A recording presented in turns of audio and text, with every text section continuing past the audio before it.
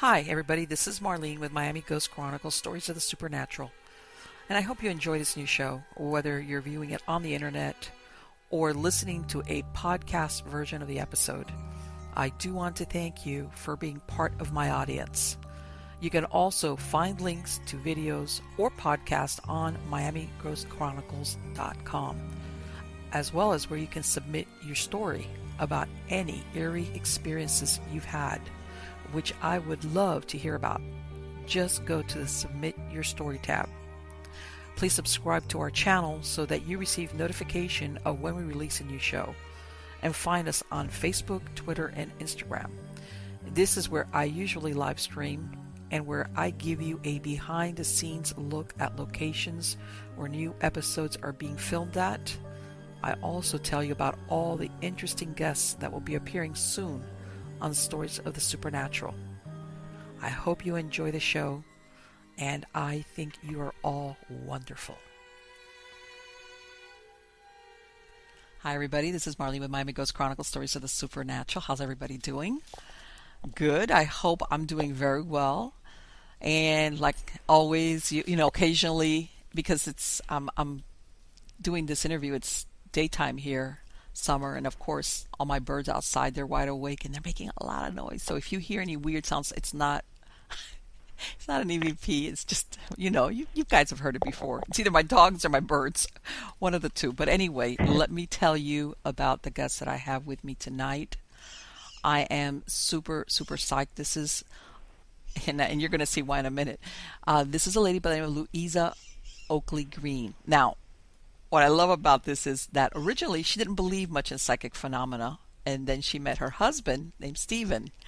Now, for more than 20 years, her views on psychic phenomena have changed.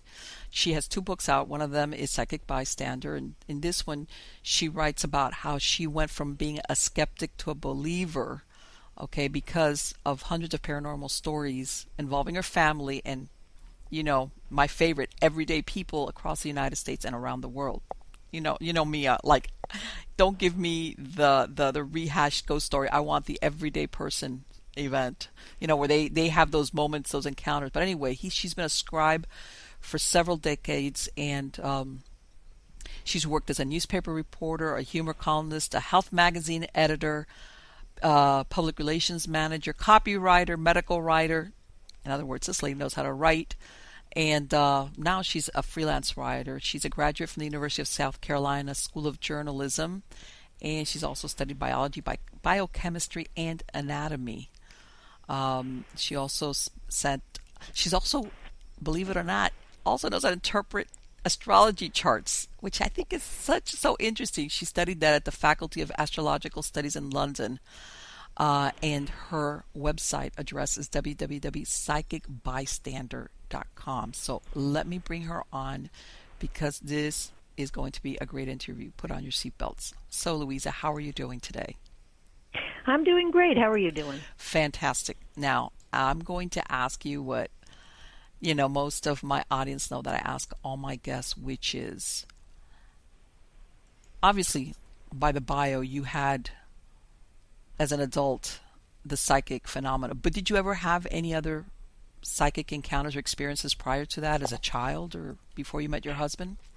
Well, let's just say if I had them, I wouldn't have recognized them because I grew up in a home where that was considered superstition. And so I think if you're taught that, you don't integrate anything that happens. You know, something might happen, but you wouldn't really pay attention to it. Right. I think I kind of began to become aware of psychic phenomena and the possibility that they might be real when I met my husband more than 25 years ago. And, you know, when we met, he had mentioned that he came from a family of people who had psychic ability, but they were from Italy, and I thought, well, this is a nice old country sort of thing. Okay. You know, that's sweet. And I didn't really take it very seriously. It wasn't like the main reason why we were together or why I was, you know, eventually going to marry him. So I guess at first it was kind of peripheral to me. Okay. It's kind of funny. I like to tell the story sometimes of how we met because yes. It shows how someone who's psychic and someone who is not in touch with psychic can go through the same evening and get something entirely different. I would love to hear that story because I'm sure there's people out there that find themselves exactly in what you were describing. Oh, yeah, it's very funny, and I guess the first thing I should introduce before I tell the story is a concept. I do a lot of science writing, so when I know that something has a scientific basis, I find it interesting. And it's pretty much known that every human being has an electromagnetic field, their own electromagnetic field. And it's almost like a fingerprint. It's so individual. And there are some psychics who can feel that. So that's kind of an introduction to the story. Many, many years ago, I guess maybe it's about 26, 27 years ago now, I was doing freelance writing at that time. That's before I went into the full time.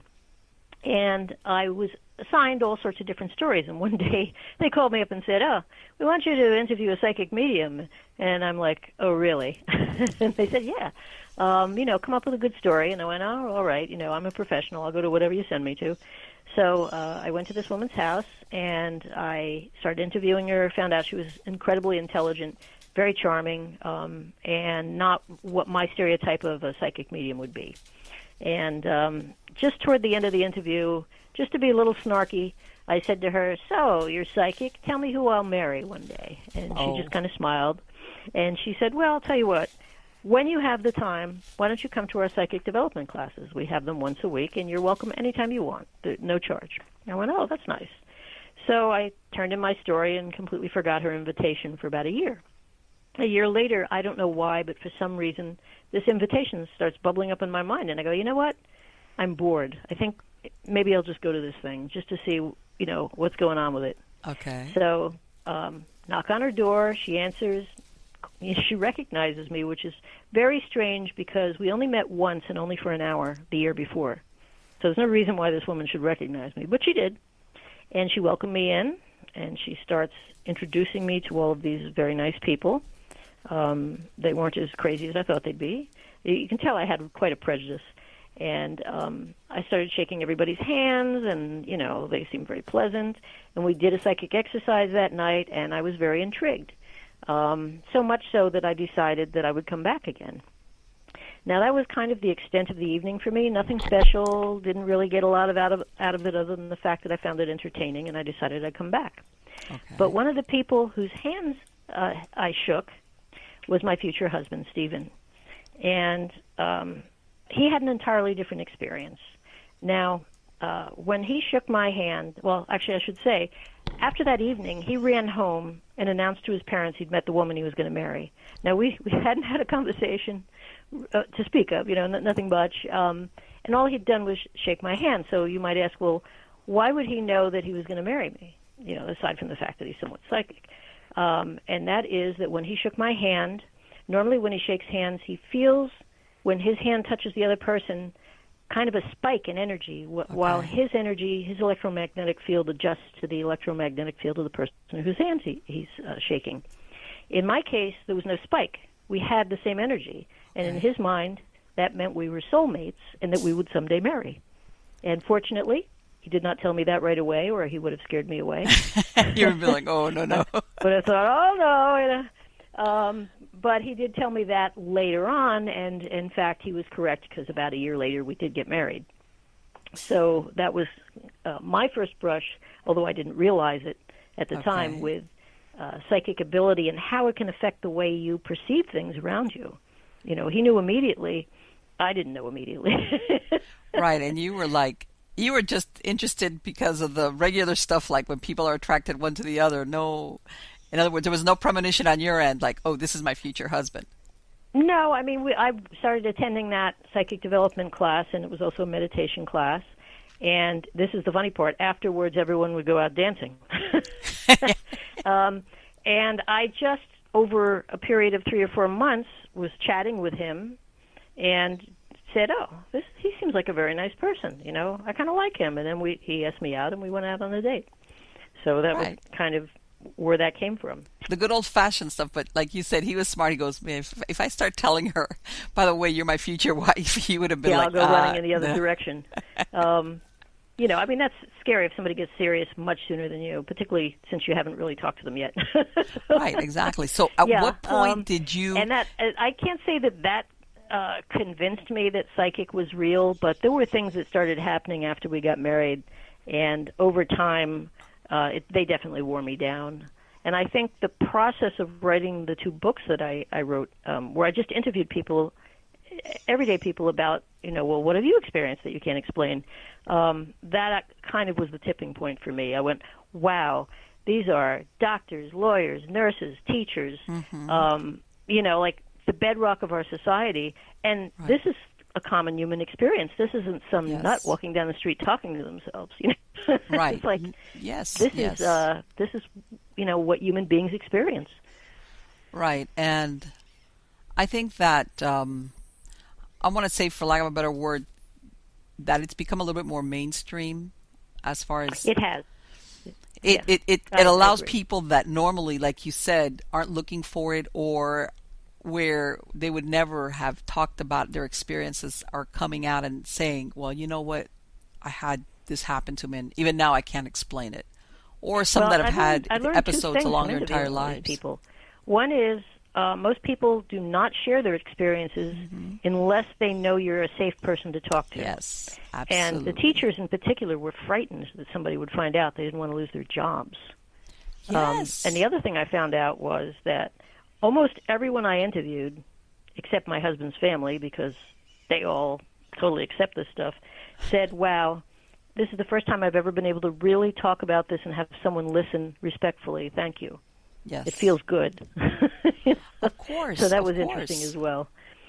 Right, because, even though, like you said, back, let's say, after the Civil War, which is when spiritualism took off, because, of course, so many people had lost loved ones during the war, and that's when the still there was a lot of, like, people looking at you like, what's wrong? Or, you're one of those, where, like, people usually kept a very low profile. Or, even I've spoken to some guests who, even as a child, they would have experiences and their parents would tell them, don't talk about that. My mother had that attitude. She was like, we don't talk, except that later in life, when she read my books, she was very fascinated by them. Yeah. But when I was growing up, that was considered, well, this is the 1960s. We don't talk about stuff like that. We're modern now. That's medieval superstition, not in my husband's house. It was like, Grandma, the matriarch, she was extremely psychic, and it skipped her daughter, my husband's mom, and then he is psychic, his youngest brother is psychic, his aunt is psychic. So it's kind of interesting. There was a neuropsychiatrist who taught at Harvard Medical School, and she wrote a book on only the most scientific studies of psychic ability, and she found, it was her opinion, that probably like 90% of people who are psychic inherit it, because there's a brain nervous system antenna that psychic people have that's just much more sensitive than the average person's antenna. Right. And that's how they pick up all this energy. Like my husband can see dead people. I could practice at a psychic development class for the next 20 years. I don't have the same antenna he has. He inherited that. So I'm not going to have the same level of experience. I certainly can improve my sense of intuition. Right. But he's got the full-blown crazy experiences going on. And that's interesting. And then the other 10%, they've found basically can develop psychic ability, like amazing psychic ability, through trauma. Yes. There's like George Anderson, who is a psychic medium in Long Island, and he, when he was a child, I don't know, 9, 11 years old, somewhere in there, got a childhood disease like chickenpox and ended up with encephalitis, the swelling of the brain. And his parents were told that he might not survive, and if he did survive, he was not going to be all there. Right. Well, he survived, and he was fine. The only difference is that after he recovered, he could see dead people as easily as he could see living people. And he, as a child, couldn't quite figure out what was going on, And then there was a Dutch psychic. He's well known in the Netherlands. I'm sorry to say I can't remember his name, but he was working on a ladder and working on the roof and fell and hit his head. And following that, he had psychic ability. And then Yes. there's a more well-known gentleman named Joseph McMoneagle. And he's well-known because he was part of the Star Wars program with the U.S. military where they did remote viewing. Okay. And remote viewing is when they were doing intelligence gathering through psychic ability. Right. On remote places and people. But he didn't have any psychic ability until he had a near-death experience. That's what I was about When to say. he I've heard that a lot of recovered, people boom. with NDEs have, after the fact, then they come back, changed. And one of the things that They're rewired. changes, The brain is rewired. They're Yeah. nervous. They now have an antenna that receives this stuff. yes. So I find that kind of interesting. So how soon was it after you got married that things started happening that you were like, okay, that's not normal? Well, I guess a couple years after we got married, when my father passed away, Okay. there was kind of a strange experience. When you're grieving, you make strange decisions. Mm-hmm. And I was helping my mother plan the funeral, and I said, "Oh, let's call up the minister from when I was growing up because he knew Dad." And she said, "Okay, fine." And I call him up, and his wife answers, and she goes, "Oh, he would love to do it. He hasn't done something like that in years." And I forgot he was like in his 80s and retired. I just totally forgot. But we were like, "All right, send him on down," And he's a very sweet man. And so he came down, and it was the wake, and he asked everyone to sit down. He wanted to give a talk. So I sat between my mother and my husband, and he started to talk, and we realized after a couple of minutes that he was kind of wandering, and that maybe his concentration wasn't what it should have been, but everyone sits there politely anyway. And actually it was kind of a good thing because it was comic relief. If he had been a really effective speaker, it would have been a very difficult thing to listen to. But as he's speaking, after about 10 minutes, my husband leans over and whispers in my ear, "I see your father standing next to the minister. His arms are crossed. He's tapping his foot. He looks very impatient." And that would have been my dad. He would be like, "Come on, get on with it." Now, that in itself didn't impress me that much, but something that happened a week later did. During the wake, I didn't really have time to have any conversations with anyone. So many people were filing through that I would, they would say, "Oh, I'm so sorry," and I'd say, "Thank you for coming," and that would be the extent. Okay. And about a week later, my brother-in-law called, and he said, "Louisa, I didn't want to say this, the day of your father's wake, but I just want you to know that while the minister was speaking, I saw your father standing next to him, and his arms were crossed, and he was tapping his foot, and he looked very impatient." And that really, my husband and his brother hadn't spoken. Right. To hear that independently from two different people kind of blew me away. And I thought to myself, well, that's strange. Yes. Right. What are the they chances? kind of saw the same thing, Right. It wasn't the fact that he had seen him; it was that just totally the posture. convinced me, but it was something that puzzled me. Yeah. And so that's the first time, and I'm curious, because your husband is psychic, because I've heard of some psychics that they kind of, and I think you said something about that earlier, where he pulls in the dead because they want to communicate with him. Sometimes, but unlike a professional, because no one in his family, nor does he do this professionally, the people who go professional can command it. You know what I mean? Like, "Okay, everybody, come talk to me now." Right. In the case of my husband, it just kind of happens to him every once in a while. He can't command it. He doesn't ask for it. Every once in a while, he just stumbles into it. Okay. So it's not something that he even if he wanted to, he could do professionally. He just doesn't have that ability. Right. And I think a lot of people don't realize that about, just like the supernatural, the psychic is not sometimes an on-demand thing where people think, well, if you can't reproduce it or you can't be psychic all over again, that doesn't mean the person's not psychic. It's just like it's not especially, sometimes you can do it, and sometimes you're more sensitive. Sometimes it even depends how well your body's feeling. Well, and it's funny, but one of the criticisms you get when people are trying to prove psychic phenomenon is completely invalid. And I'd like to read you a little something from, it's very brief, Sure. from my first book that addresses that. Okay. Because normally in science, if you can't repeat an experiment Exactly. and get the same results, it's considered invalid. But Right. you're talking about the physical world, and you can repeat physical experiments, Sure. but this isn't the physical world. So this is a little passage I had. Anyone involved with science knows that scientific fact is based on experiments that can be reproduced. Dr. Irvin L. Child, professor of psychology at Yale University, observed in a paper presented to the American Society for Psychical Research in 1974 that, quote, unlike other areas of experimental study, paranormal phenomena have never been the subject of any kind of dependably repeatable experiment. Psi phenomena may, of course, be of such a nature that no procedure will ever be adequate to guarantee their occurrence at a particular time and place.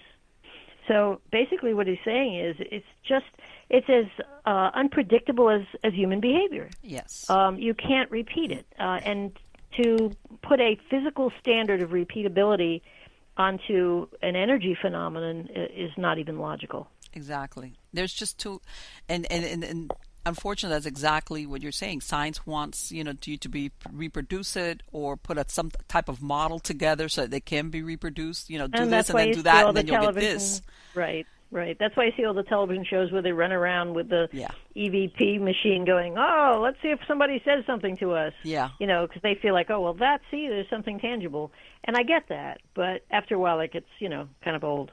Well, the thing is that personally, and I have a very high standard when it comes to EVPs. A good majority of those EVPs, when I hear them, I'm thinking to myself, this could be anything. I know. You hear static and they're going, oh, my God, he just said this. Yeah. It's like, and really? It's interesting because people have been experimenting with electronic phenomenon for probably about 70 years. Thomas Alva Edison, Marconi, and Nikola Tesla were fascinated by the prospect of electronically communicating with the dead, all three of them. And one of the first people to actually record such voices was a Latvian-born film producer, Friedrich Jurgensen. In 1959, while recording bird songs in the woods of Sweden, he accidentally captured a man's voice discussing the nocturnal habits of birds. A few weeks later, he recorded a female voice that called him by his childhood pet name, and he immediately recognized the voice as being his late mother's. He went on to record hundreds of other voices in various languages and published his findings in a 1964 book titled Voices from the Universe. So see, this is not a new thing, although the first fellow who did it had no idea that that's what he was doing. Right, and I'm sure, for example, maybe even when he if you're out there in nature, chances are, especially if you're trying to study nature, you're away from a lot of people walking around, otherwise you can't study nature. So the fact, number one, that he captured somebody's voice, maybe he could write that off, like maybe was there somebody out there I didn't see? But I'm thinking when you capture your mother's voice calling you by maybe a name that was only known to either you, her, or a very small amount of people, it's like, okay, how do you explain that? Yeah, and for me, I think things that can't be explained are fascinating, and that's basically, the reason why I wrote the two books. It's not that I am trying to convince anyone of anything, because sometimes I feel skeptical myself, and I think that's perfectly normal and healthy. But I'm fascinated by all of these wonderful people who were kind enough to share these stories that are pretty crazy. Right. A lot of fun. Sometimes, there's persons like your husband, which they grew up in a family that's psychic. They have a lifetime of experiences. And then there's people, and I'm sure maybe you've interviewed them, who per se were not psychic or hadn't, and they just have this one or two experiences. Yes, that's very common. They, often it's, a loved one who's passed on who's trying to give them a signal. Yes. My mother used to love to read my books. She was in assisted living prior to passing away, and I had a funny thing that happened. There was this one story she loved. I can't remember if it's, I think it's, maybe it's in the first book. I'm sorry to say, I can't remember what stories are in what book. But it's a story of a grandfather who died, and his way of signaling hi to his family was to interfere with the electronics on the stove clock. They even unplugged the clock from the wall, and it still was doing stuff. So they knew that was Grandpa. Yes. But my mother loved that story. And the funny thing about it is she passed away in 2016, and it was, you know, she was 89 years old, but it was still very painful to lose her. Mm-hmm. And just kind of a bit of a shock. I know that sounds crazy, but it doesn't matter when someone dies. It's still a severed relationship. And I said to her, isn't there some way you know, I know I'm not psychic and I don't see dead people, and isn't there some way you could signal to me? And about 2 or 3 weeks after she passed, my stove alarm, which hasn't worked in 15 years, started working. Wow.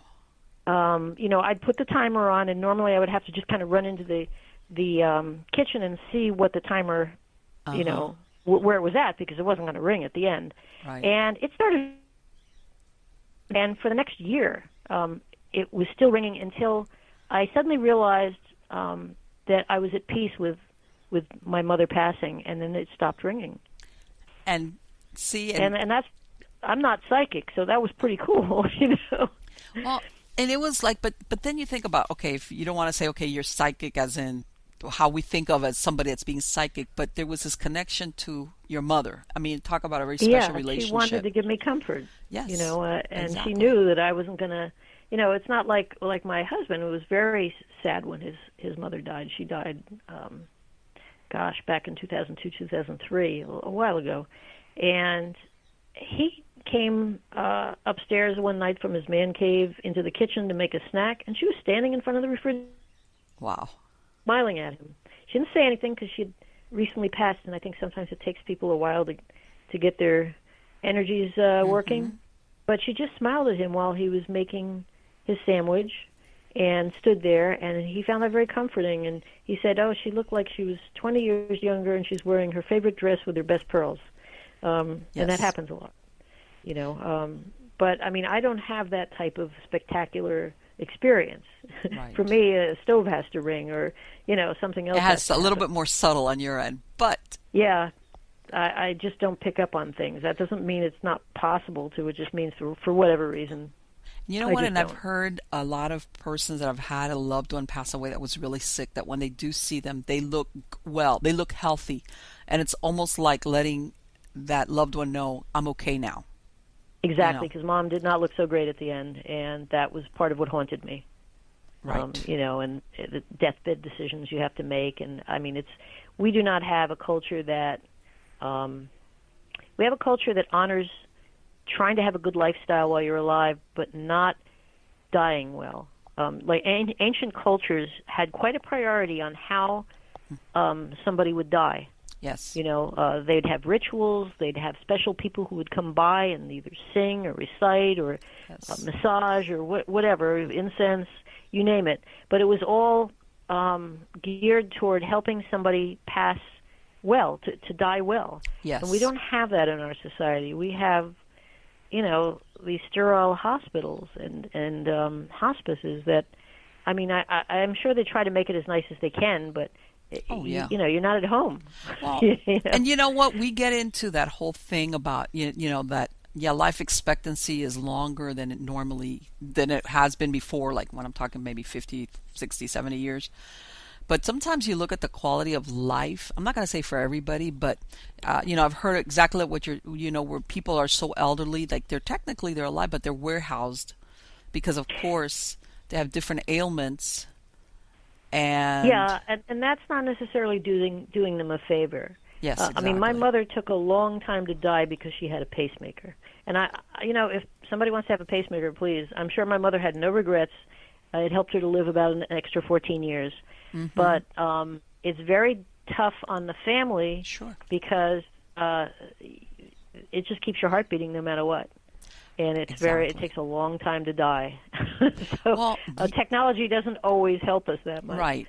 And this is the thing, and I'm sure there's, like I said, especially nowadays with like the advances, like extending people's lives, or that if you say, well, you know what, because I do know there's people that are elderly, but they're okay. You understand what I'm saying? Oh They are yeah. aware Well, and they can actually, do my for mother got themselves. around fine. But there's She was some great others until that 2 weeks. Until 2 weeks before she died. So she was okay. great. But there's others that they are, like you said, your mom she had this pacemaker that, and extended her life for 14 years. If she wouldn't have had it, let's put it that way. But there's a lot of times where people are alive, but they're just, it's almost like they're technically alive, but their quality of life, unfortunately, is not what you would wish that, especially a loved one, would have. It would be like, yeah, I don't expect you to go running around kicking your heels up, but Yeah, it's difficult. It's a difficult decision because our philosophy in this society is keep someone alive as long as you can. You have an imperative to do yes, that. And that's a tough one because you can't really fault anyone. No one wants to. right. So, I totally get that. And it's very difficult for everyone. Exactly. And, and even when we were talking earlier, that, a lot of times, how they say in these haunted houses as well, because there was X amount of deaths in this house. And I was like, folks, a while back, people were born and died at home. It was normal for people to die at home. Yeah, my father died at home. I'm happy that he had that opportunity, although, right. It was still a shock to us, Well, but yeah. Because sometimes you say, well, people pass away at their houses or whatever because they died suddenly, like, hey. But I was thinking, I say, once upon a time, even if you were sick or ailing, you still died at home because it wasn't that uncommon. In other words, if you say, well, several people died in this house, it's like, okay, that doesn't mean it has to necessarily be haunted because that was the norm. They even had sometimes your wake. Let me talk to you about ghostly real estate because that is a funny Go ahead. subject. It is actually something that realtors are aware of. Yes. Haunted properties fall into a category called stigmatized properties. That's actually a legal term. Yeah, I've heard about that. Now different states have laws about that stuff. Exactly. Now, those homes may not be defective in any physical manner, but spirit squatters may reduce their value. And basically, this may happen when somebody was murdered or there was a suicide or just died of natural causes. And half of U.S. states have laws related to stigmatized properties. Most don't require sellers to disclose if they have a ghost. Right. If a state doesn't have a statute that requires notifying spirits, that roam the premises, then they don't have to. But the real estate site of Realtor.com or RealtorMag.org, I'm sorry, it's a nonprofit. They have a suggestion to real estate agents, and I just thought this was funny because this was written to real estate agents. They suggest that they should tell their clients that if they have any type of paranormal activity, they should be upfront about it, and that would include objects lifting up or moving by themselves, voices or sounds when no one else is around, and or strange light or shadow phenomenon that happen repeatedly. And what tickled me was that this was in a real estate magazine. Yes. This was not in a paranormal magazine. Yeah. They were giving advice to real estate agents. Exactly. So I thought that was kind of fun. Well, one time this was I heard this. This was on an older radio talk. It was a matter of fact, it was Coast to Coast. This was, when Art Bell was doing. People would call in with their stories. And there's one guy who's called him and he says back in the 80s, he had moved out to Iowa. He worked for Caterpillar, and I guess he bought a house close to where he worked at. So he tells the story how he buys the house and he's moving in, and he says that there's a room that they're going to give to his daughter. And he says he puts a 9-drawer bureau in there, dresser. Mm-hmm. And he says he puts it in there, he walks to the kitchen, gets a cup of coffee, and then he's going to go back to the room for something, and he notices that the door is closed. So he pushes it and he can't open the door to the room. And he's even thinking that his teenage son had gone into the room and was holding the door closed. Yeah, he's playing a joke kidding on with him. Yeah. So all of a sudden his son walks in from outside with a box and he goes, "Oh, you're there?" And he's like, "Yeah." Like, what do you think? So he says he finally pushes enough, and the 9-drawer dresser had been put up against the wall. And he said that it was an empty room. That was the first piece of furniture he had put on there, which he can't explain. So, make a long story short, he says that they lived there like 2 years. He says that was the one room, which, by the way, his wife told him, "No, our daughter's not going to sleep there." They made it like a storage room, No, I'm sorry, it became his poker room. I remember he made that comment. Okay, well, yeah, poker, you can deal with that stuff. Right, so he moves away, but he says that about 10 years later in the 90s, he's going through that area, and I guess it wasn't a really big town, so he says he goes by there, and he sees that the house is up for sale. It's got an open house. So he says, "Oh, I'm going to stop in just out of curiosity," because he said he had done certain things to the house. He just, let me stop in there. Walks in there, and he starts talking to the real estate agent, and he tells her the same story. She's like, "Oh, my God. Please, just don't say another word because I have to stay here by myself." But then she discloses to him, like in the span of I think it was 12 years, the house had been bought and sold like 7 times. Because people were freaked out. Right. Yeah. And then coming to what you were saying, like how many do you think maybe a lot of those, obviously nobody ever told him anything when he bought the house. No, because he might not have bought it, or even if he didn't believe in it. Right. And he says it was that one room. He says never had any experiences outside but that one room. There was something going on in that one room.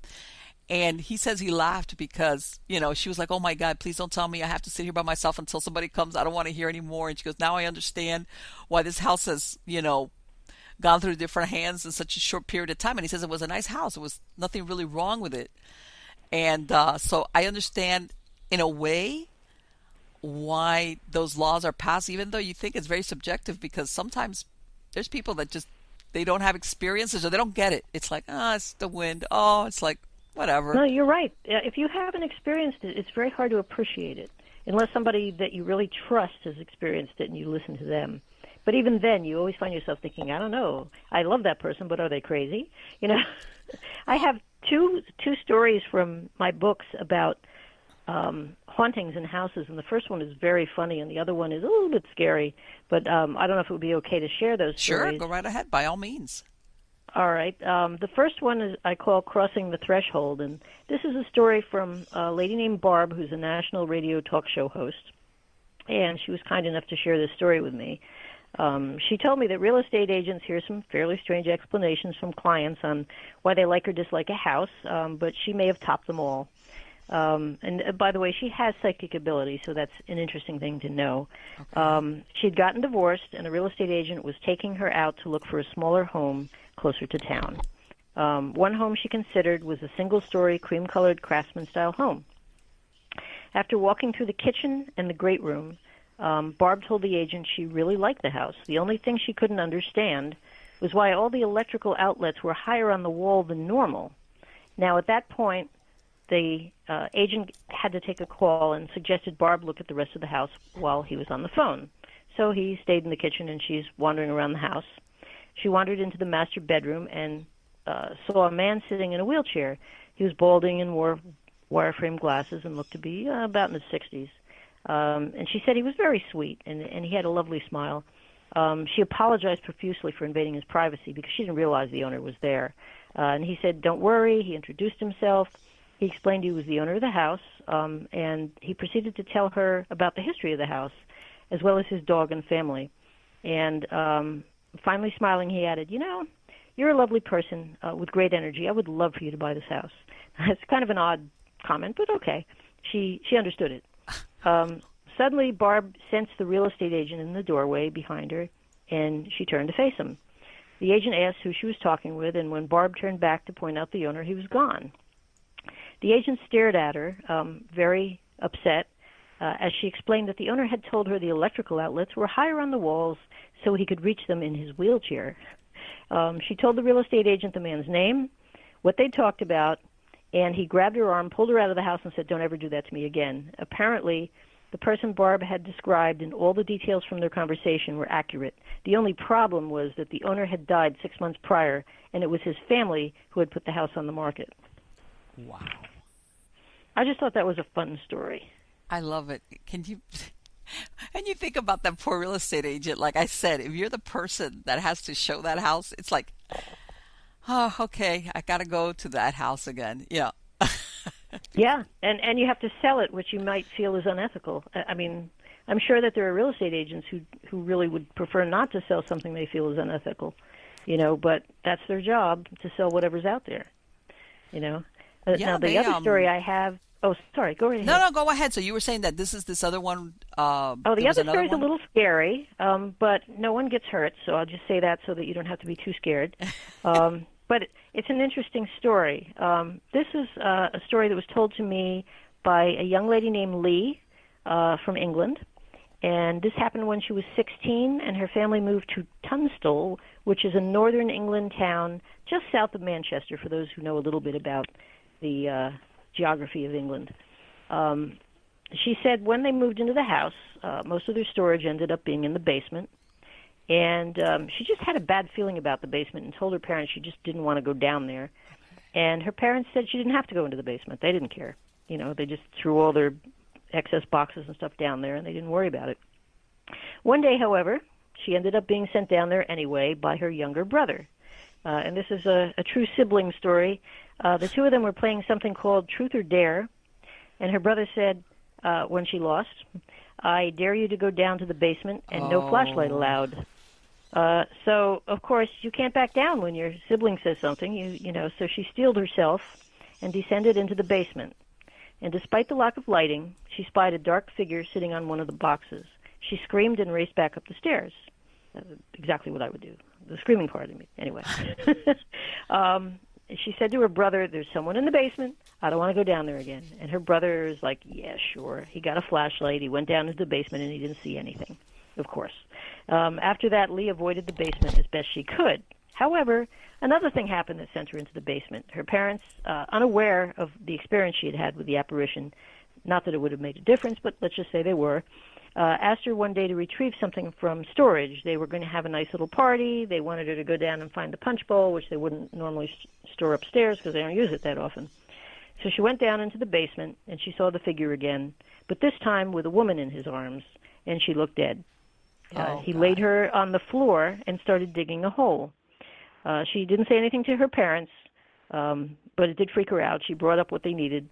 She decided to keep the door shut, the door to the basement, and not return to the basement ever again, because that was it. Later that night, she heard a scratching noise in the house that made her jump. Oh, boy. She went over to the basement door and found it open.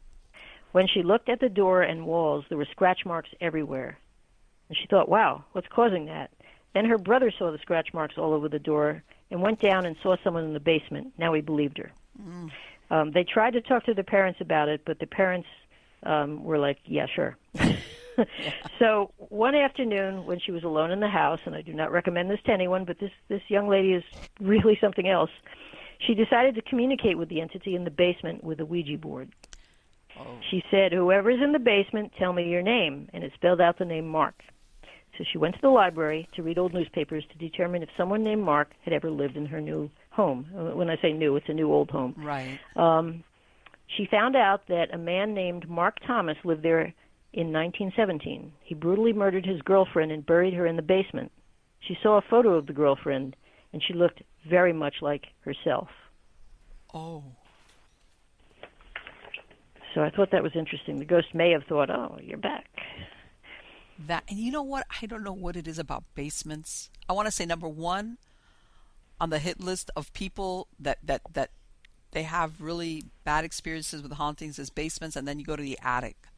But the attics and the basement, I don't know what it is about basements that it's the scary stories I have are about basically attics and basements. That's a nice, relatively short story, which is why I like to tell it on air. But I have one chapter. Most of the stories I have are actually not scary because most psychic experiences are actually comforting, not scary. But I do have one chapter called "Ghosts Behaving Badly," and that's the chapter with the ghosts that's a little bit scary.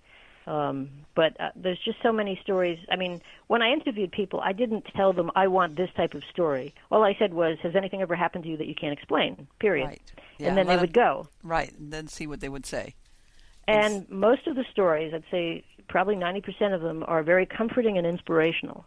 And then there's this 10% that's scary. So I'd have to believe that most things that happen on a paranormal basis, if you're not looking for, EVPs in a deserted penitentiary or insane asylum, which is a stupid place to go, most they're rather comforting. They're usually people around you who you knew who want you to feel better, or in one case, I have a couple of funny stories. Is funny, peculiar. You know how children have this tendency to have invisible playmates? Yes. And people often say, "Oh, isn't that cute?" And they're condescending. But I have one story about a little girl and her companion that I thought was really outstanding. Her mother told me this story, and psychic ability runs in her family, so she took this in stride. This I called a spirited companion, and I think this might have been from my first book. I can't remember, one or the other. But the mother is Christine, the daughter is Marlena, and Marlena was psychic from a very early age, according to Christine, but she was also extremely shy, and she would spend a lot of time in her bedroom playing alone.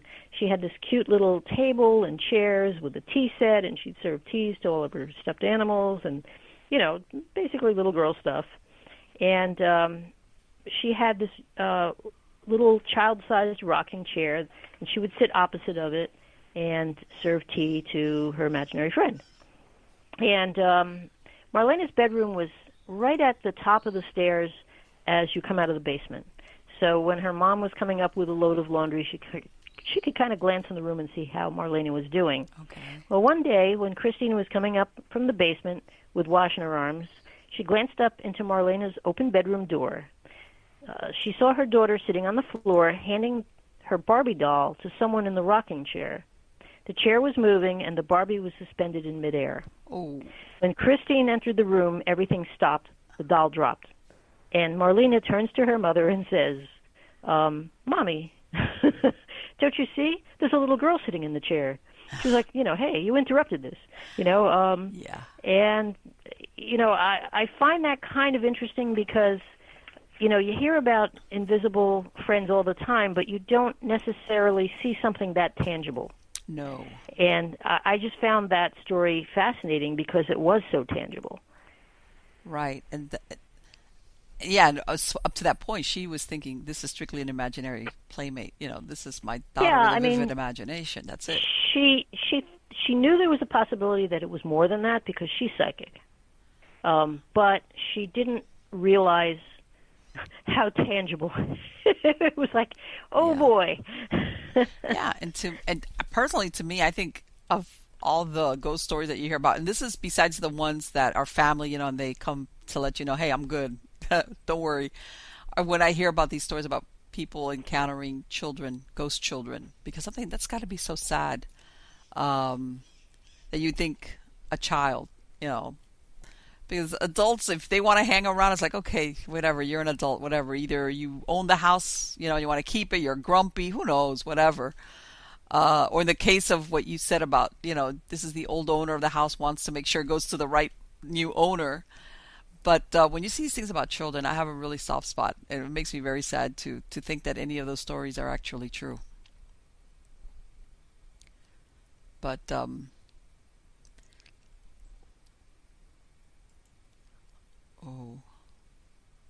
I think, let's see what happened here. Hello, Louisa? Louisa, if you can hear me, I cannot hear you. Okay, I don't know if you can. Oh, God. What? Shoot. Hello, Louisa? Darn it. Let's see if I can call her back. I'm going to call you back. If you can hear me, I'm going to call you back.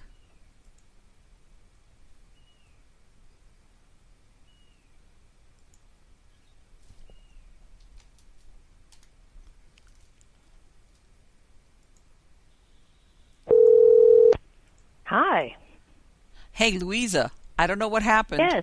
Okay. I don't know. We started talking about children. It was like and all we of a got sudden I was like, man, disconnected. she's really being really quiet. Just like something a kid would do. Yeah, I was like, hello. All of a sudden it's like, no, she's not being quiet. She's just not there. I heard a click, and I said, "Are you still there? I don't hear you anymore." Well, it was really funny because it shows that the call was still connected. It was like all of a sudden it was like, okay.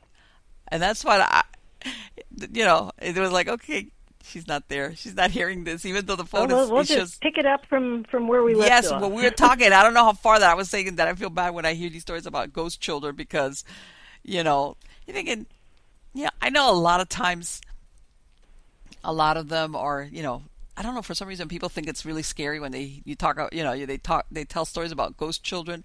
But personally, I think if there's any truth to them, I think it's very sad because as an adult, if for whatever They're reason lost. you're haunting, it's like, okay, you're an adult, but when it's a child. Yeah.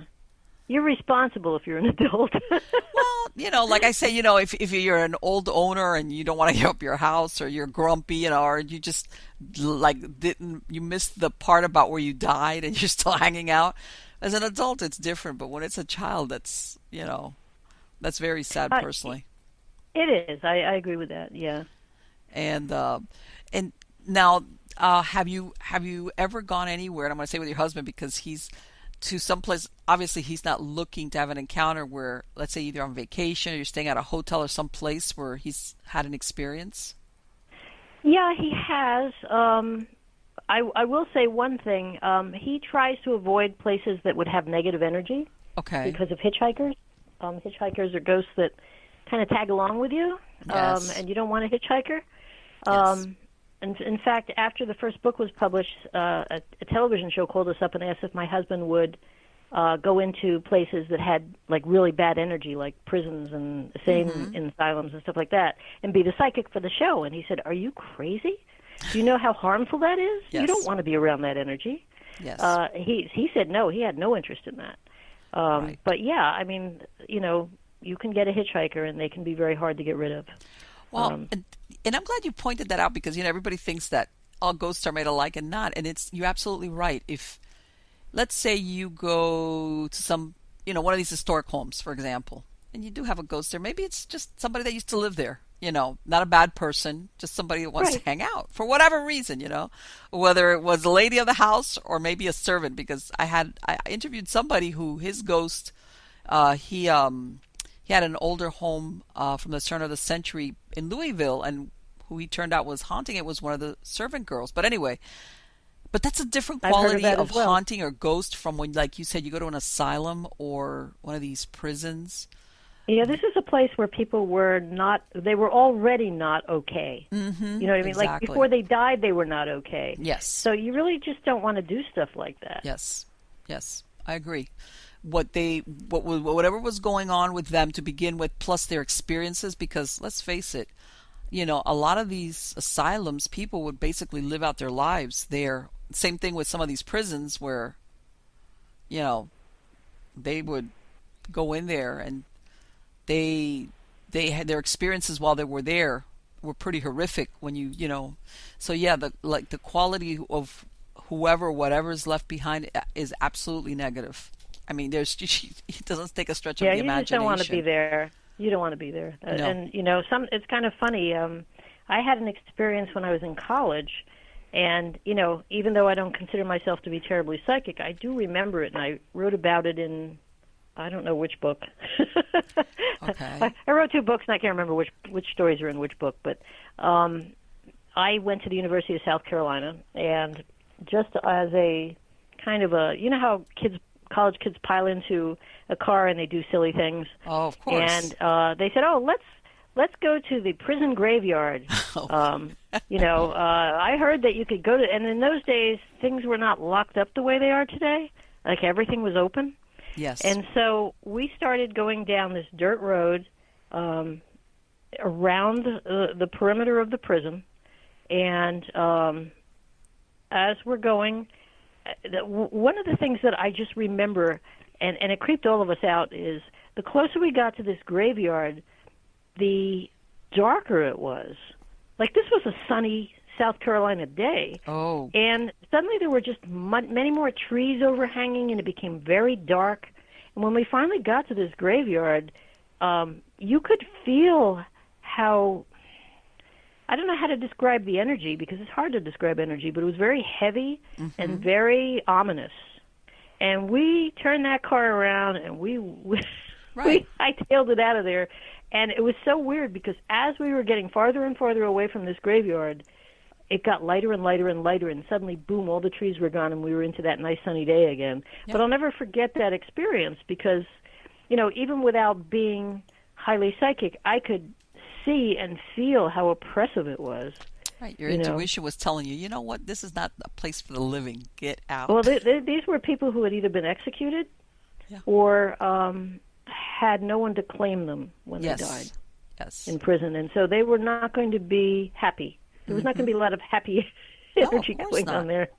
Of course not. They you know, that's you know, that's what you find. I mean, I did research, and a lot of people don't even realize that some of these asylums, you know, unfortunately, about the majority of these people, the family, you know, once they passed away, their family wouldn't or couldn't claim the bodies, and some of these asylums would basically donate the bodies for medical research. And people say, well, bury them on the premises. And I'm thinking, okay, this is not where some people voluntarily say, hey, you know, I want to give my body off.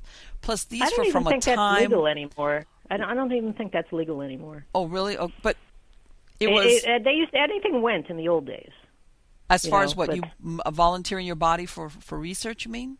Yeah. Well, you know what? I want to say like, God, 10 years ago.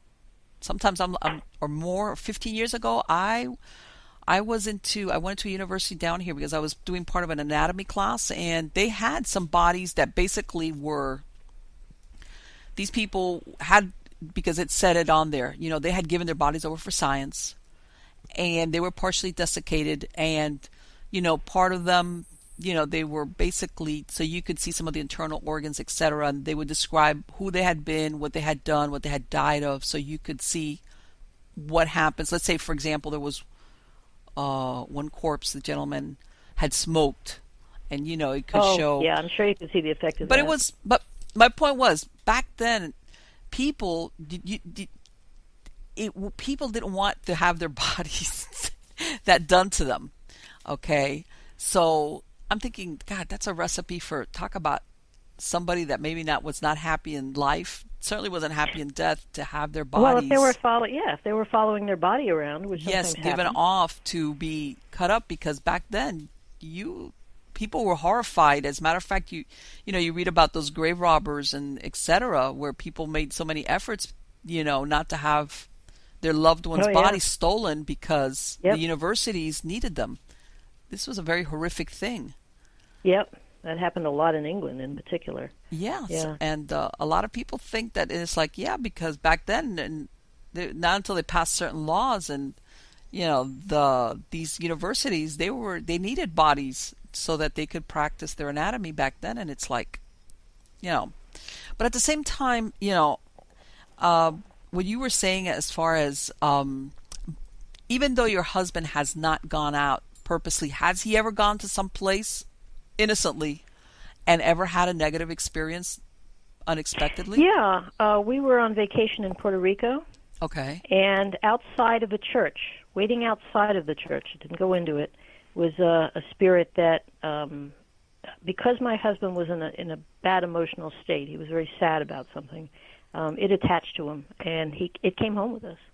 And it took him quite a few, I'm trying to think, I guess it took him about a month to get rid of it. But the weird thing about it was, before it left, he asked it why it wouldn't go away, and it said, talk to your father.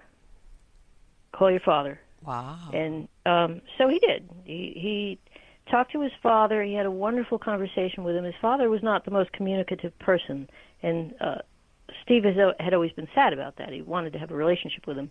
And they had the most wonderful 1 or 2 hour conversation on the phone, and his father said, I'm going to come by and we'll have lunch next week. And Steve was really excited about that. And about 3 or 4 days later, his father died. So that was his last conversation with his father, and it ended up being at least a positive closure. Yes. You know, the two of them finally had that conversation he'd always wanted to have. Yes. God. And So it was kind of interesting, even though this guy who had hitchhiked onto him was a smoker. So wherever Steve went, and Steve is not a smoker, there was cigarette smoke. You could smell it. I could smell it, even though I'm... Wow. So that's what really annoyed Steve. You know, he said to the guy, "You got to go." Yes, like, thanks, but... And he did go after Steve's father passed. And so that was kind of interesting. Isn't that... And, you know, you hear so many times people that their loved ones pass away, and they never have that conversation that you just described.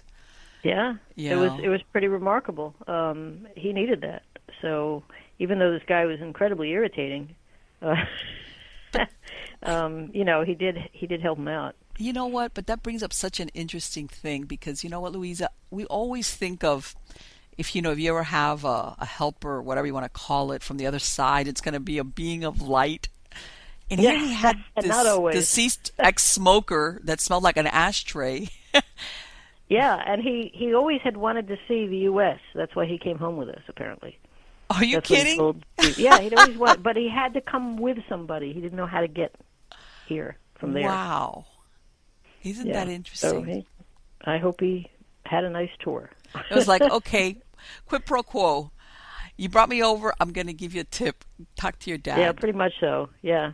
Interesting. That is so interesting. I find that. And it's funny. I have a story. I think this is from my first book about how people often get. Well, all right. I won't say often. Some people often get premonitions that can really make a huge difference in their life. And I have a story of this young lady named Linda, and she's a wax specialist. I'm not exactly sure what a wax specialist is, but it probably has something to do with taking wax off your legs.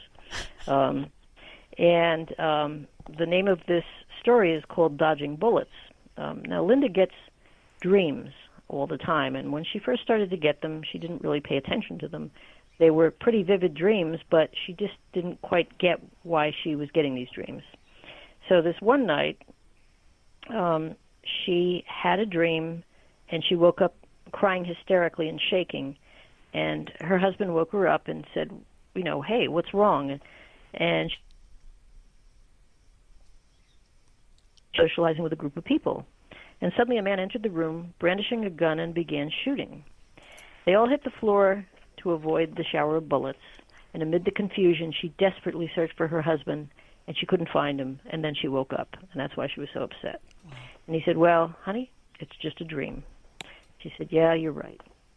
Well, coincidentally, the next night, Linda and her husband went to a club in Philadelphia with some friends, and a short time after they were seated, she suddenly got this deja vu feeling, and she turned to her husband and insisted they had to leave. And her husband said, "Let me just have one more beer." And she said, "No, we have to leave now." Wow. And she was so insistent that her husband and her friends, who now are thinking there's something wrong with this woman, got up, and as they were walking out, they saw two men in a parking lot near the club fighting over a woman. One of the men left, and they're walking down the street, and she's kind of hurrying them. She wants them to get away from this place. A few minutes later, they heard gunshots ring out in the parking lot and saw people stampeding down the street. Linda and her husband and their friends ran as far away from the scene as they could. And the next day, she heard on the news that the man who had left got angry and returned with a gun and began shooting. She doesn't remember if anyone was killed, but she said the dream taught her and her husband to listen to the messages they receive, regardless of how they may come. If she gets a dream or a feeling about a place, they respect that. I believe it. I'm sure that if her friends are out there like, "Hey, can we stay here? Is it cool?" Oh, yeah. How do you feel about this place? But that is a great story. That is a fantastic story. I just enjoy these stories. But both of my books have more than 100 stories because I just really enjoy gathering them. A lot of books will give you like several chapters and then they'll give you 6 stories or something like that. Right. And my entire book is an anthology of stories because who wants to read an introduction or a conclusion? They want to read the stories. Exactly. So that's what I have in the books. And I think that like, to me personally, like, there's certain, and I'm going to say historical locations, or like you said, asylums, or these prisons, whatever, that they're real gothic and scary looking. And of course, and I'm thinking about, yeah, all right, all right, all right. The ones that I like are these stories exactly like what you just described. This is an everyday person, okay? An ordinary, regular person, in other words. Yeah, and these are just everyday people who are going Exactly. about their lives, and these weird things are happening. Yes, and You know? things, it's like, no, she wasn't in a notoriously haunted location, or, like she didn't go to some Chicago mob place that was known for being, yeah. It's like she just had this dream, and she had this, thankfully she listened, because they say a lot of times people, when they have these intuitions or these dreams or these flashes of like, get out of here, that gut feeling, a lot of people unfortunately dismiss it, thinking, oh, Well, someone on the other side is trying to tip you off. That's basically what's going on. yes. You're fed things. Just like I remember somebody, like the stupid comment I made to the psychic about, well, if you're so psychic, can you tell me who I'm going to marry? Psychics don't know anything. All they know is whatever information someone on the other side is feeding them. So they don't really know anything. They're just the postman, or the postwoman. So that's kind of a misunderstanding people have. They can't give you anything that hasn't been handed to them. Exactly. So they really don't know everything, Right. which is kind of interesting, Right. But, if you're being sarcastic, you don't realize that. Right, and you're thinking, oh, yeah, right, and they could be having an off day, or, like you said there, and then the person is saying, yeah, yeah, right, yeah, okay, yeah, you're so psychic, you can't tell me whatever. And I don't know, I'm sure you've seen that movie, Steven Spielberg's Poltergeist, where, They're the built on family's an Indian graveyard. right. Well, the family's getting these horrific events, and I can't remember what was her name, the little lady that portrayed the psychic, and how when she gets there, the husband is testing her like, oh, can you read my mind? Yeah, that's nonsense. And I'm thinking to myself, okay, you just, according to the movie, of course, your kid got sucked into another dimension. And you're questioning if this lady can read your mind because you don't believe in psychics. Hello? Well, and, there are some people who you could smack them in the face with something that is overtly, hey, there's a ghost. It could be floating in front of them, and they're like, I don't believe it. And I think that it's very healthy to be skeptical, but Yes. it's also very healthy to have an open mind. Sure. So there's that balance, of both. I have one celebrity story, if I can tell that one. Yes, absolutely. I don't know a lot of celebrities, but I just happen to have gone to high school with somebody who's an actor in California. And I don't know if any of your viewers ever watch something called SWAT. Yes, I but remember so. he is an actor on SWAT. Okay. His name's Peter Onorati, and he's also been in a lot of films and stuff. But here's my only claim to fame.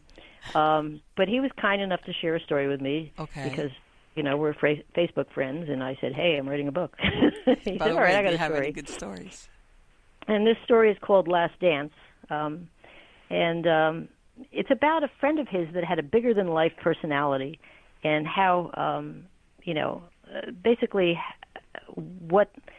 how that bigger-than-life energy manifested itself through space and time. His good friend Gary was someone that he had gone to high school with but didn't know him during high school. You know how that goes. Yes. But they got to know each other after high school, and Peter actually got a job with Gary's father. They both were working for his father. But they were very mismatched as friends. They were, Peter is short with dark Italian features, and he likes to say he's vertically challenged. He's a stocky guy, very muscly. And then there was Gary, who had the light brown hair, the hazel eyes, and he was a thick 6-foot build. And, Gary used to take pleasure in busting Peter on just about everything, including his appearance. He used to smoke cigarettes, and that, Peter hated that. And he used to like to irritate Peter with that. And he also had a nickname for him. He used to call Peter the Face. And that's because Peter doesn't necessarily have a beautiful face, but he's a character actor. Okay. So he has a face. And that's probably one of the reasons why he's successful in Hollywood, because he has a very unusual face. You know, he's been on Sex and the City, he was one of the boyfriends, and all sorts of stuff. But the two young men spent the 70s prowling disco clubs together and generally having a good time. That's what people did in the 70s. And eventually Gary's father, got Peter a good job at the Ford Motor Company, and Gary decided to become a hairstylist. And he, Peter remembered he always had perfect hair. He always had a handsome face, and if he'd lost some weight, he could have been a model. He was that nice looking. But despite having come from a hardworking, well-to-do family, Gary sometimes lacked motivation. He was a free spirit, and he was doing a few things that Peter didn't know about. And Peter says, I guess he was hoping to make the same money and live the same lifestyle his father had without traveling the whole road. He's like trying to take shortcuts. And one day, Peter's boss came over and said to him, and this is obviously before he went into acting, did you hear about Gary? And he told Peter that Gary had been found dead of a drug overdose in a stairwell in Harlem, New York. Oh. He was only 26 years old, and Peter was devastated. And Peter said, it was murder. He had a big mouth with no filters, and someone probably wanted to get rid of him. But that night, Peter was so upset that he fell asleep on his parents' rec room floor, holding hands with his girlfriend while she slept on the couch. Then, in the dead of night, something strange happened. He said, I heard the phone ring in the kitchen. No one else heard it. He did, though, so he got up to answer it. It didn't make sense, but somehow he understood who was on the other end of the phone line. He said, as I walked upstairs, I knew I had to answer the phone. I lifted the receiver and didn't even get to say hello when Gary said, hey, face, what did you think? I went someplace? I didn't go no place. I'm still here. And he said, well, what are you talking about? And he said, don't worry about me. And he hung up. And Peter was stunned. He said, I may not be the most spiritual person, but I do have a very good physical awareness. I know I got up, I know I answered the phone, and I know I spoke to my friends. He still looks back with fondness on the times the two of them spent together, but he also remembers with amusement how his mischievous friend Gary, despite his untimely death, still managed to get in the last word. And that's almost like to let him know, like, it's good, I'm good. That's essentially what he was doing. He was letting them know that despite the fact that he had come to a bad end, I mean, at the age of 26, to end you have your life dead end at 26 is extremely sad. Yes. But he just wanted, and that may have been, I don't like to overdo the fate type of thing, because I do think that there's a lot of wiggle room. Mm-hmm. But it may have been that he had learned whatever he came here to learn and he left. And some people believe that and some people don't, and that's okay. But, it's just kind of interesting to think about. Yes, of course. And it's like, one of those things of like choices that you make, like what you said, that, and this is where that road led. And like you said, maybe this is, but I've heard so often about that, Louisa, where you have, and there's for all the people that it happens to, there's a lot of people that it doesn't, and they want to know why they don't get either that dream or that moment where they have that resolution, or that person that something happened to says, hey, I'm okay. Yeah, I actually, oddly enough, had that with my father when he passed. I was very close to my father, and I remember, and again, see, I'm not terribly psychic, but there I go. I had, have you ever heard of lucid dreams? Yes. Now, the difference between a lucid dream and a regular dream is not only does it feel extremely real, but there's a logic to it. It isn't like highly symbolic or strange things going on in weird order. It's very logical. And about 3 or 4 months after my father passed, I'm like very sad and like, why can't I hear from you? I feel sad. Where are you? I'd like to think you went somewhere and that this isn't the end. Mm-hmm. And one night I had this dream where my father said, come with me, I want to show you something. And it was very lucid. And he took me to this place. It was a very beautiful place where the colors were just beyond any color that you can imagine in this world. They were so intense. Wow. And when I entered that place with him, I just got this feeling of incredible bliss I mean, I don't even know how to describe it. Everything was okay. You just knew everything was okay. Right. It was almost like a morphine bliss. And he kind of took me around. He said, "This is where I am. I'm doing fine," and he seemed pretty happy. But the thing that was remarkable to me was that after this dream ended, that feeling of bliss lasted for several days. Wow. And I'd never had anything like that before. And to have that type of feeling and to have it stay with me for so long, Yes. something that I wasn't accustomed to, was really very interesting.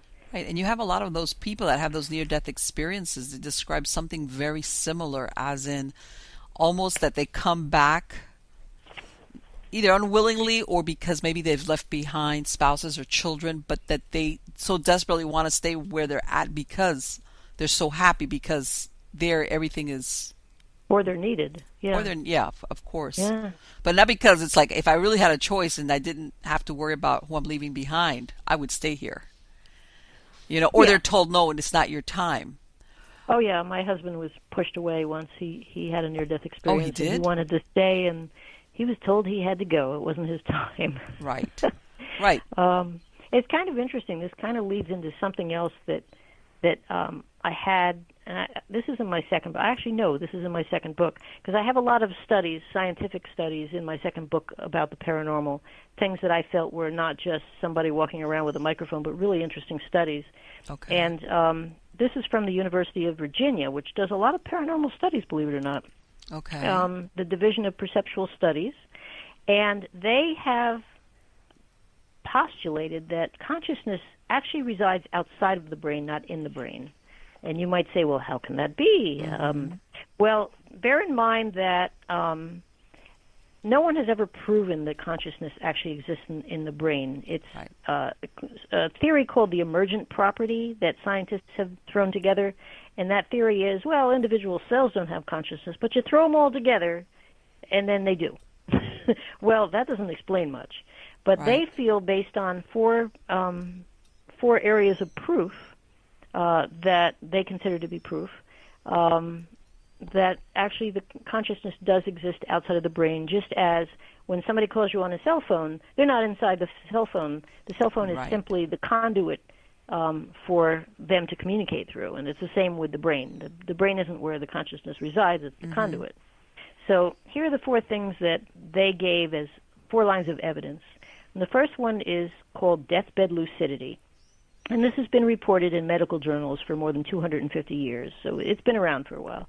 And what that is in the hours before death, a patient who previously had no or little mental functioning due to some sort of neurological problems, psychiatric disorders, tumors, strokes, dementia, schizophrenia, you name it. Mm-hmm. They just could not communicate.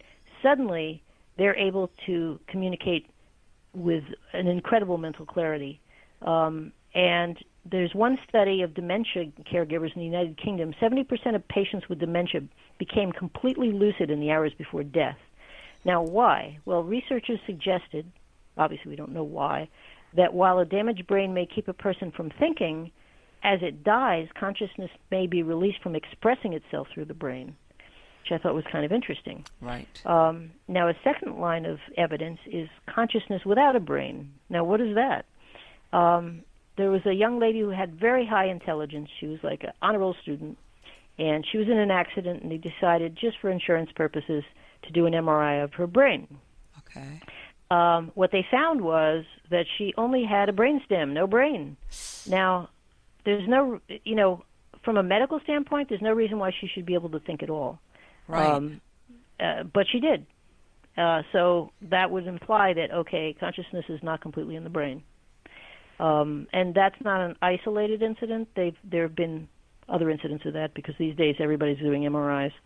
Then the third area of evidence was near-death experiences. And by the way, all of these were gathered by the late Dr. Ian Stevenson, who was the director of the Division of Perceptual Studies at the University of Virginia. Uh-huh. Now, probably your audience is quite familiar with near-death experience, or NDEs, and that's basically when somebody's pronounced clinically dead and then resuscitated. Right. And NDEs are the memories of what they experienced during the time that they were clinically dead. Now, there's this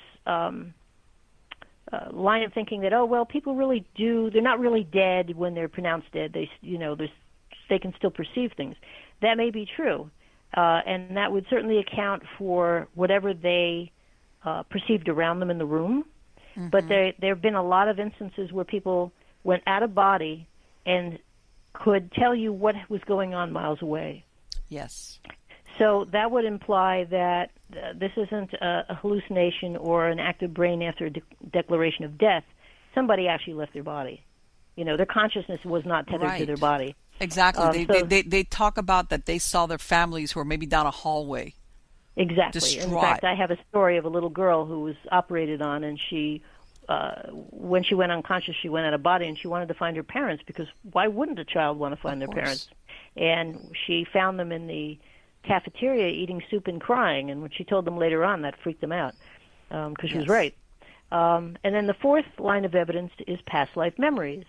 And the researchers at the University of Virginia studied 2,416 cases of very young children who remembered past lives. They spontaneously started talking about past lives between the ages of 2 and 5, and these memories faded by the time they were between the ages of 6 and 9 years old. Yes. These children often lived in remote villages and gave evidence of memories from people who lived too far away for them to have known the information. In many cases, the previous person's existence was verified, and the children recognized and named relatives and friends. So I found that somewhat interesting as well. Right, yeah, because, it's around age of 7 that we develop that filter. In other words, that we start questioning and deciding that it's just our imagination. The 1 foot in, 1 foot out theory. When you're just entering this world, you have 1 foot in this world and 1 foot in the other side. And when you're just leaving this world, when you're old, you have 1 foot in the other side and 1 foot here. So those are the times when, you're more likely to be able to perceive things. So I found that kind of interesting. I mean, of course, that's just a theory, but an interesting one. I had a guest, which she's a lady, she works in a paranormal group out of Chicago, the Chicagoland area. But, in her other life, she's a hospice nurse, and she had told me that some patients, she's worked with them for years. In other words, it's not like she just came in at the tail end of when they're in a dying process. Right. And she told me, she goes, you know what, I know when they're going to be dying shortly. And I say, how's that? She goes, well, because they will start talking to or saying that they see certain people. And she goes, some of them I already know when they say certain names because I'm familiar with them and their families, that who they're describing or talking about by name is somebody that's already passed away. And she says, and they're coming, they're excited because they're going to have a reunion. And she says, as soon as I hear them start talking that way, I know that they're going to be dying pretty soon. She goes, because they might be sick, but she says partially that clarity that you were describing, and then they either are talking to or about seeing this person or persons that have already passed away. She goes, after having done this for so many years, I know that they're going to be dying. There's a lot of people in healthcare who have quite a perception. I mean, one of the women in my book she works in old age homes, and she loves her patients. And sometimes they come back and give her little signals that they're okay. And she's such a loving person. It's the type of person you'd like taking care of your loved ones, But yeah, it's fairly amazing. I have a really funny story, funny peculiar, I guess. There's of all the people I interviewed, because I interviewed quite a few people for the 2 books. Each book has like 100 stories in it, actually more than 100. Okay. There was only one person who freaked out after she saw what I'd written and said, no, don't include that in your book. And of course I honored it. And I'm not going to tell you this. I'm not going to recite the story she told me, but I can tell you a little bit about her because it's interesting in a generic way. She was a medical doctor, and she worked in a palliative care wing of a hospital, a very well-known, modern, all the bells and whistles hospital. Very well-respected hospital. And she's psychic. She could see people after they passed, as could some of her nurses. And she said to me, the hospital probably wouldn't like people to know this, but once a month we have a priest come in here and help all the lost souls cross over, because if we didn't, it would be really crowded here. I bet. But I mean, think about that. That's an ultra-modern hospital, and they're doing that. Right, and they keep it on the down low. Oh, yeah, they don't want people to find out. Well, and I thought that was fascinating.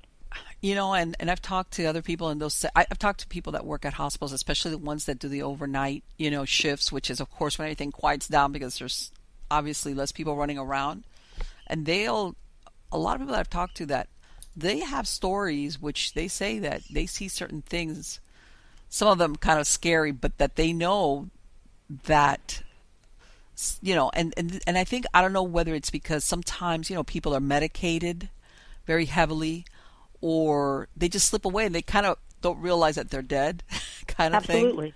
Yeah. And they If they kind were of in a are lot of wandering pain. around thinking, why doesn't anybody talk? Why doesn't anybody acknowledge me? And I Yeah, think that's they're not getting that. And of course, time ceases once you die. So you don't yes, realize if it's a year or 100 years. right. And it's like I guess to some people, especially if you would think, well, how would you not know that you're dead? But you might be just confused. And Well, if like you you don't said, believe in an afterlife, then you wouldn't. There's no reason why you should think yes, you're it's dead, like, yeah, right? exactly. Like, hey, I thought I was, once I took the dirt nap, that's it. I had the lights out. Yeah. My husband can't stand hospitals. They're too crowded. Oh, I believe You it. know, I believe it he most definitely. really. I mean, I went in for a procedure, and my daughter came with me because my husband just couldn't handle it. I Yes. mean, I'm sure if there was something really important, he would have come with me, but it's not. He doesn't like that environment Well, at all. yeah, because absolutely, you have people that in a hospital that they suffered a severe accident and they died suddenly, like, or Well, he said he feels all the fear yeah, when of because it's course, a place of fear. yes. It's not a very warm place a lot of times. I'm not trying to criticize Oh no, hospitals, no, but absolutely not. let's be honest. It can be scary. You may not understand everything that's going on. People may not be warmly responding to you. Hmm. When you're sick, you need that. Yes. So it's a very antiseptic, white, unpleasant place to be. Oh So yes. there's a lot of fear, and he feels that fear when he walks in. Even though the people may be gone, their fear can still hang out. Sure. Sure. It's I say it's almost exactly like most dogs going to the vet is a problem because they feel the fear and they're an animal. But Oh yeah, that's why a lot of animals, or I'm using dogs as an example, are very resistant to, like, as a matter of fact, myself, I know I have that experience, is that once the animal knows where either they scent it or they get there, they're like, I don't want to go in there because they feel the fear, the fear. yeah, yeah. They It's not equate it not a to fun place to that's be. the bad place to go to. Yeah. Well, they also equate it with, I'm going to get shots or When I whatever. get a shot, Yeah. whatever, they're gonna take poop out of my butt, all the stuff that they do to these poor animals. Oh, the indignity of it all. Indignity of it all, like yes, like, and yes, and it's for human beings. I think even if there is that, it's that if you want to call it a psychic imprint or an emotional imprint on the fabric of the place, where it's just repeated over so many versions of it, that, yeah, especially when you have somebody like your husband that's sensitive to it. So I can imagine for him it's like, oh no, no, not there. Oh yeah, I mean, there are places. I mean, one of the things I wrote about in the book, because somebody said, "Well, what's it like living with somebody psychic?" And so I had like a section in my second book about that because I kept getting that whenever I went for book signings. So I said, "All right, let me answer that." In the second book, it's not convenient, Right. because one of the places that he oftentimes senses negative feeling is malls. Yes. And we'll be walking in a mall, and he'll turn to me and say, "Gotta go." And if we don't, he'll get physically ill. And I mean, we went into a town one time. The entire town, he got that feeling. So we drove out of that town. Right. And it was a very upscale town, so it's kind of bizarre. Yeah. But there's certain places where he feels negative energy concentrated, and he cannot be around those places. It's not good for him. Well, let's face it. Even you think, well, just because you see somebody acting normally or they look okay, you have really sometimes no idea what's going on for them, for that person. Either Right. a moment they're going on in their personal lives or just the person they are. Oh I yeah. mean, looks can be Yeah. deceiving in that case, is what I'm saying. And Yeah, I totally agree with that. yeah, and somebody sensitive, I can see absolutely. Where for some people, let me ask you, how does he do going to funeral homes? I imagine he's not too keen on that either, right? He's not too keen on that, no. Yeah, I can And it's imagine. funny, he had a friend who worked, a psychic friend who worked for a while for a funeral home, and he had to stop. He Oh, said there was this one closet in the funeral home that he kept passing, and all he felt was anger. And he was trying to figure out why would there be anger, like really, really intense anger coming out of this closet. And he okay. asked them, what do you keep in that closet? Because it was locked. They said, oh, those are the urns of all the unclaimed babies. Some Oh, people, they just don't claim the babies. And they didn't have any opinion about it one way or the other because they weren't psychic. But he could feel right. how angry those babies were that no one Yes. had ever claimed them for Yes. whatever reason. Exactly. Um, For whatever reason. Exactly. And isn't that of all probably and exactly what you said, of all the places that you would think anger, it's like the closet, what do I have, an upset janitor? Like what's going on? yeah, what's going on in that closet? Yeah, but he Exactly. didn't. He didn't know what they stored in there, and I guess they locked it for whatever reason. So he Yeah. couldn't explore himself. But yeah, so that's kind of sad, actually. You know. Absolutely. It's very, and I think that I've heard of that's why they say some funeral homes they do have, yeah, you would think, well, you know, it's like it's transitory, but in this case what you were describing is that that's why it was there because this stayed there. Yeah, That is yeah, that's a very pretty creepy. interesting story. A little bit sad, but very interesting. It is Uh, sad, but you don't know. Maybe they couldn't afford to bury the child, or maybe yes. it was so painful that they just, you know, walked away. Who knows? Well, you know what? And one time I was doing a little bit of research on, on these. Well, once upon a time they were called paupers' graves, but it's a cemetery where the medical examiners, when they have remains, sometimes, they have unidentified victims, and in some cases they have people that die with it. Doesn't have to be anything violent, but they just die. But for some reason, the family can't even afford to bury them, and they have cemeteries They have where potted they bury field. them now. Nowadays, I think I want to say there's different locations have different rules. Like I think in LA they hold them for like the bodies for like 3 years, and then they cremate them, and then they bury them like in the equivalent of a pauper's grave. But Okay. yeah, that happens quite a lot. That Yeah. there's just no, and in some cases, sometimes they even have victims. They have no idea who this person is.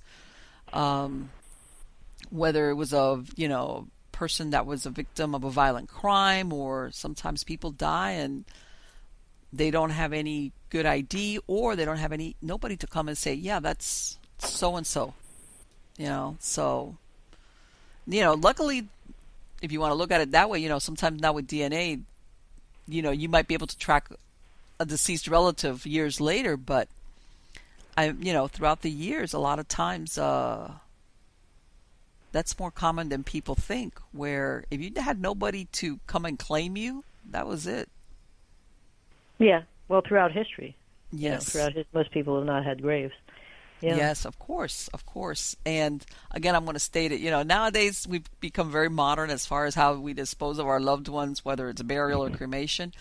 But once upon a time, regardless of sometimes even your religious beliefs, people really cared about what happened to their bodies after they died. And I say, if you don't believe me, go to some of these older cemeteries and look at the memorials people would do. Oh, and they would take care of their loved one and wash them, and they'd be sitting in the Yes, parlor. The parlor was where the body would be for however long, right. and everything was done from the home. It was done from the They home. There was actually people were actually offended when initially when loved ones were taken outside of the home for that sort of stuff, but now we're used to it. Well, it's and I remember I'm gonna interject this when you say that. I remember my grandmother. She says that when she was, and this is another thing, by the way. Once upon a time, people were very young. They were handling stuff that nowadays you'd be going, huh?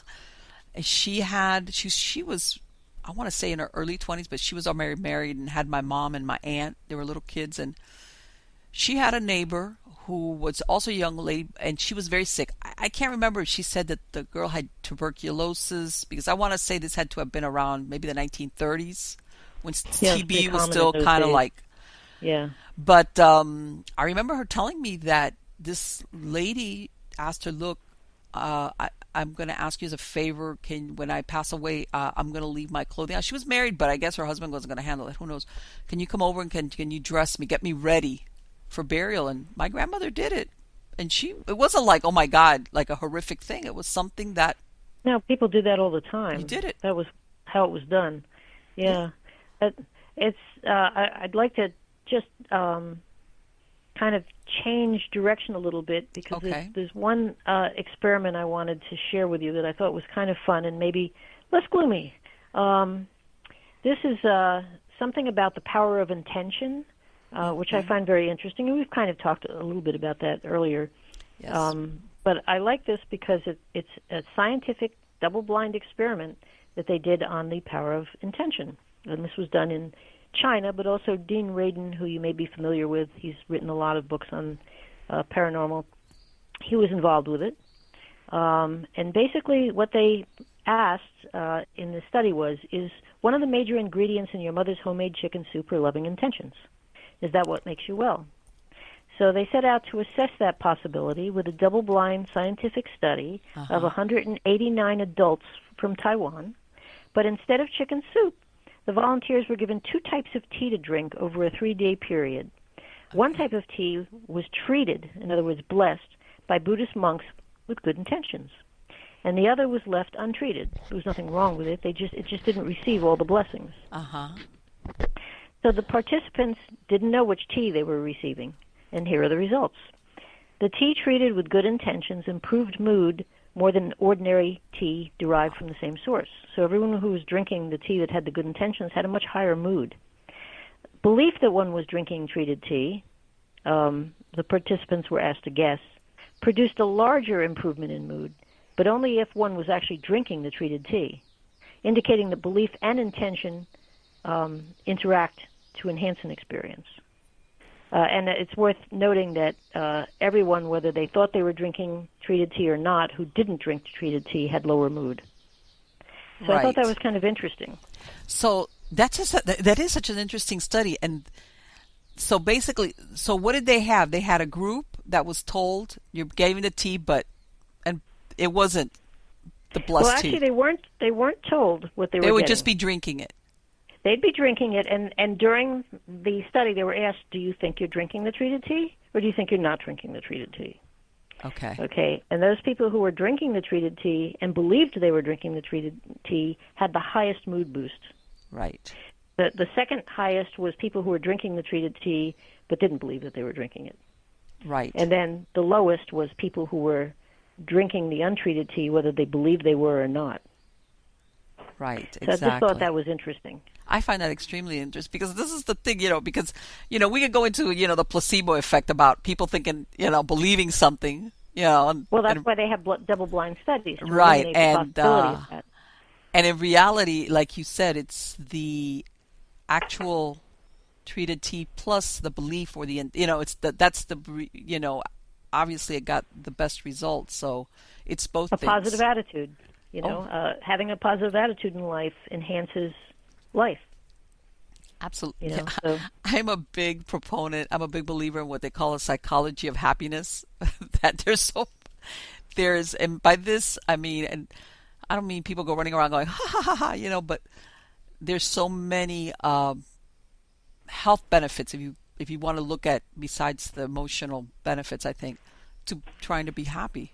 It doesn't hurt to have a positive attitude if you can muster it. I mean, obviously, some people can, some people can't, and it's not a big deal, Well, you have to be who you are. I think that some people, don't get me wrong, I think that, like I said, I don't think you're going to go running around, like, hey, but if you try to have a positive outlook, one of two things is going to happen. When something negative comes along, you're either going to find a solution to it, or you see the possibilities of finding a solution to it. Versus if you're already not supposed to be think positively, when you do run into a problem, then it just takes on insurmountable proportions. And of course, you become very unhappy because you're thinking, because I think happiness and hopefulness and all that other stuff makes for a happier human being in the end. Oh yeah, you can. Everybody's going to be pelted with positive and negative experiences. Which ones do you absorb? Right. You know what I mean? Yeah. Like you can let them run off of you, or you can absorb them and enhance them. Yeah, of And course. it's better to do it with the positive. Well, it's like what was Einstein? When you live in a friendly or unfriendly universe, I personally think that believing that you live in a friendly universe is, in the end, it's, I don't know. You just overall you're going to have better outcomes when you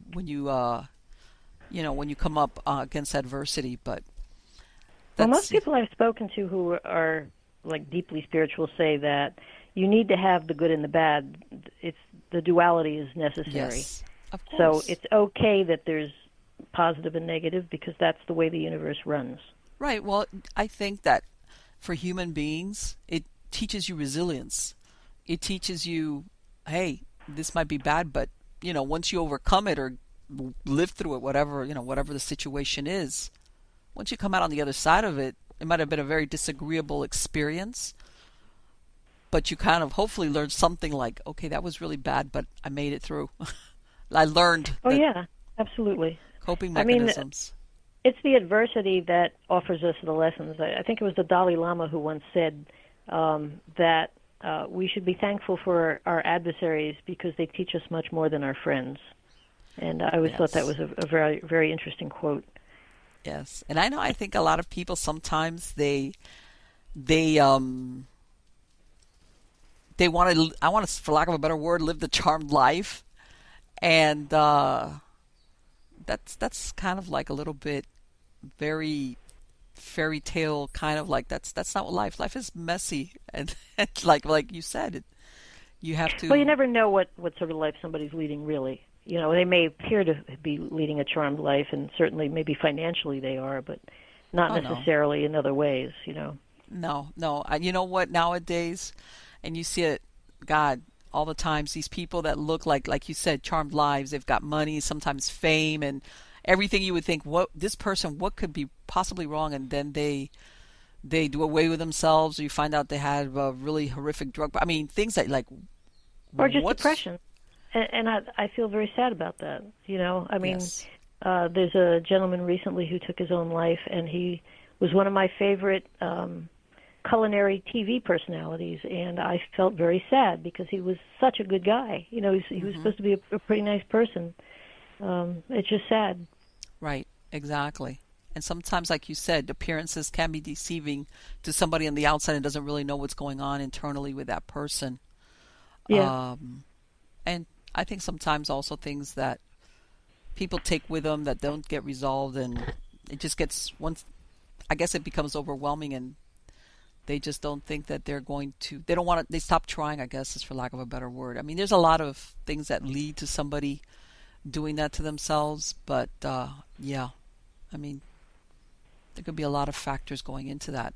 But anyway, Louisa, I wanted to thank you so much for spending this time today. It has been absolutely wonderful. I have Okay, I've enjoyed been it. Thank showing you. slides of the covers of both of your books, and also, I imagine that anybody wanting to get more information about your books, they can go to your website, which is psychicbystander.com. Is that correct?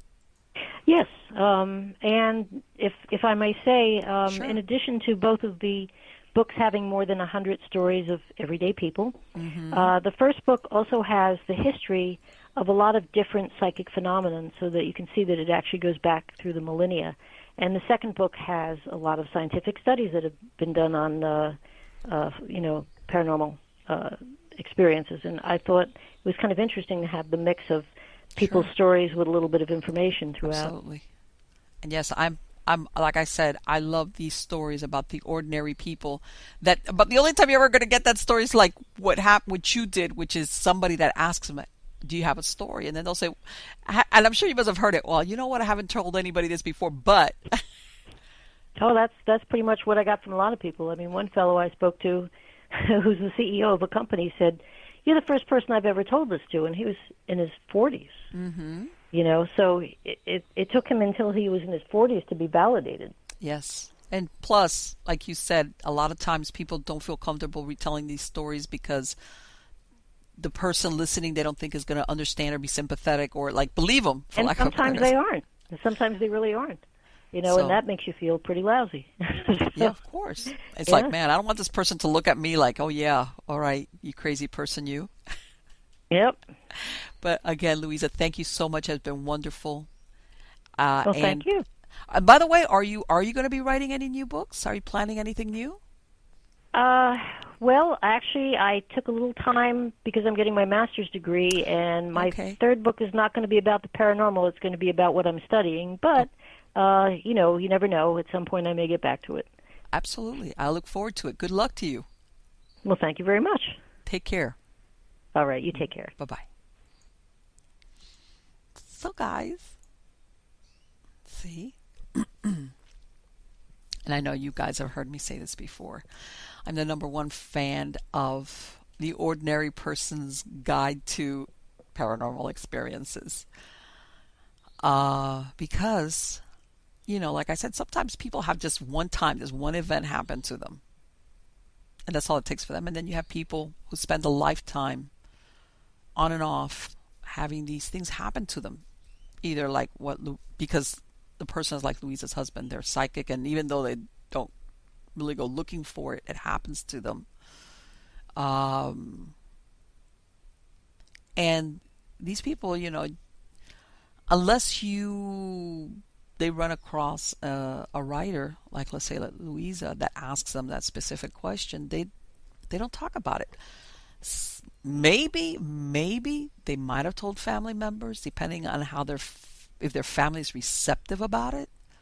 Because believe it or not all families are receptive, either because of religious beliefs or because lack of religious beliefs. They're like, no, we don't believe in that. So they kind of kept them themselves, and they talk about some things that are fascinating or some events that are like and by the way, not only because of, let's say, the ghost story, for example, what she described with that lady who had that premonition that something was in Philadelphia that was going to happen at that club. She had that dream. And luckily she probably, I think maybe she thought, what's the worst that could happen? I get everybody out of this club and nothing happens. Okay. But she believed in it strongly enough that she got everybody, including her husband, out of there, even though he wanted his last beer. Which, you think about it, if he would have stayed for that last beer, her dream would have been fulfilled. It would have been. So, it's, the paranormal or things like this doesn't necessarily surround like ghost stories. It has to do with people listening to their intuition and not poo-pooing it. And how can I say? I think that sometimes people get confused, like, if you have premonitions or you have intuition, you go around in your life like, how do I feel about this thing? It's like, I think that you don't live life like that. Sometimes you're going to have to, you're going to have to make decisions. You're going to have to do things with no premonition. And some things are going to turn out to be wise choices and others mistakes. That's the human condition. But then when you have, I think, situations like this where you're talking extreme peril, and I've talked about this before, you hear all these stories of people that say, oh, I didn't get on the plane, that very similar stories to what she described, people having these premonitions, heeding them, and avoiding death or very serious injury. But I'm thinking to myself, can you imagine all the people that had these premonitions and didn't pay attention to them? There's nobody to tell the story. Sometimes you will have it. I've heard about them where a family member or spouse will say, you know what, that person a week ago, they told me they either had a dream or they had a very bad feeling about this event or this trip, whatever. And they dismissed it and they went, and I wish they had paid attention to and not have gone or done whatever. But a lot of people, they feel foolish. No matter how strong that feeling is of like, don't go there, don't do that, whatever, they dismiss it. And of course, how do you quantify that if they lost their lives in it? They can't come back and say, you know what? I had a really, really bad feeling about going on this trip or about doing this thing or about whatever, and I dismissed it. So there's a whole range of people that have had these experiences, but they're not alive to say, yeah, I knew that was a bad idea. And as I've said before, I'm a subconscious behaviorist. I believe a lot in the power of the subconscious. And by this, I mean, in a sense, the subconscious is what supplies information to you outside of psychic means. In other words, this is stuff that you know, but in your subconscious mind. And sometimes it gives you those flashes of intuition that you could say, well, is this being psychic? It's not really being psychic. It's that your subconscious is picking up on signs, on things that turn into dreams, hey, be careful, don't go there, don't do that, that you think. But then you have situations like what this lady described. There's no way your subconscious is going to know that there's going to be a shootout in the parking lot that's just shooting. The subconscious doesn't. That's where then you start talking about psychic phenomena or tapping into some source, okay, where time and space is not the way we understand it, and things are all happening at the same time. That's why you're able to access what's going to happen in the future, or in some cases what's happened in the past. Okay, so yes, sometimes it's your subconscious mind giving you the hint or that gut feeling, and it's you because you're seeing and recording things subconscious on a subconscious level where you store them, and it's telling you, hey, this is not your imagination, or hey, that queer feeling that you have that somebody's following you, or something, that you're like, oh, either life is in the way, you're too busy, or you're like, oh, that's my imagination, or no, your subconscious is trying to tell you, tap you on the shoulder and go, pay attention, be careful, or that maybe you thought you heard a noise, but that is a noise, or it's maybe somebody trying to break into the house, and you're like, nah. And then there's a psychic part of it, which I think is fascinating. And also that study, I got to look that up, because as much as I believe in the supernatural and the paranormal and the psychic and all that stuff, I'm very much into studies measuring what can be measured. And something that Louisa and I were talking about at the beginning, which is when it comes to the supernatural or the psychic world, yes, science demands that if it can't be repeated or reproduced, or quantify it, make a model out of it and reproduce it and have it happen again and again, then it's not real. And that just doesn't work when you're talking this area. Okay, but when they do studies, I'm very interested in that. I'm very interested in that because it gives some validity that unfortunately a lot of people think that because it can't be measured, they just throw everything out. Out it goes. This is not real. This doesn't have any merit. This is just wishful thinking on people, let's say people that are bereaved, let's say when they say that they have communications from the other side, or people that are psychic, they'll say, no, those are cold readers. And it's like, yeah, in some instances that is accurate, but in a lot of times it's not. It is not. And she herself, that's why she wrote the books that she had, because of the experiences that she had being married to somebody who's highly psychic. And as a matter of fact, we were talking about it before we started recording, that I said, you know what, this is going to be so interesting, because I know there's a lot of yous out there. These are the people that are not psychic, even though she kind of or highly psychic or minimally psychic, but they either live with it, whether it's marriage or a child or some other family, something with somebody that's highly psychic, and comes to the point where, number one, you believe totally what this person's telling you, so their credibility is 100%. And number two, you experience certain things being with them that you cannot explain away. And then, of course, when it starts happening a lot of times, okay, that you can say, okay, this is not a fluke. as in like when you're married to somebody. I said, there's a lot of people out there that fall into, that are you, running around there, that maybe started out as, not a non-believer, kind of like, oh, you know what, maybe, but I've never had an experience, so, And then, like she said, you adjust your life. Like she gave that example where her husband is really hesitant of going to a hospital, because the truth is, this for him, he gets, and I've heard of that a lot, where there are certain places that if you don't even have to be highly psychic, all you have to be is just a smidge sensitive, and you can get bombarded going to some of these places because of the human emotion that plays out within the walls.